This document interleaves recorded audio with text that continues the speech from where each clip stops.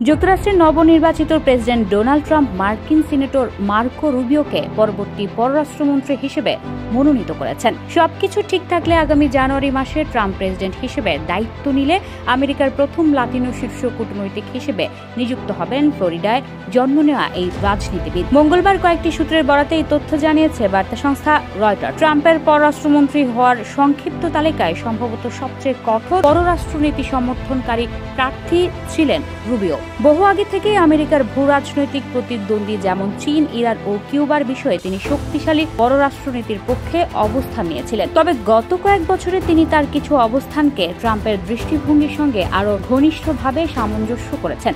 তবে 2017 সালের চেয়ে এবার পুরো বদলে যাওয়া একটি বিশ্ব পাচ্ছেন ট্রাম্প। এই সময়টা আগের চেয়ে বেশি অস্থির ও বিপজ্জনক। ইউক্রেন ও মধ্যপ্রাচ্যে যুদ্ধ চলছে। যুক্তরাষ্ট্রের প্রতিপক্ষ রাশিয়া ও ইরানের সঙ্গে আরও ঘনিষ্ঠ সম্পর্ক গড়ে তুলছে চীন।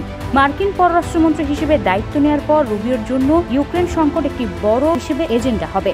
53 বছর বয়সী রুবিও সাম্প্রতিক এক সাক্ষাৎকারে বলেছেন, গত এক দশকে রাশিয়া যেসব অঞ্চল দখল করেছে তা পুনরুদ্ধারে জোর না দিয়ে ইউক্রেনের উচিত রাশিয়ার সঙ্গে আলোচনার মাধ্যমে সমাধানের দিকে মনোযোগী হওয়া। গত সেপ্টেম্বর মাসে এনবিসিসিকে রুবিও বলেন, আমি রাশিয়ার পক্ষে নই, কিন্তু বাস্তবতা হলো ইউক্রেনের যুদ্ধ শেষ হওয়ার উপায় হলো একটি আলোচনা ভিত্তিক সমাধান।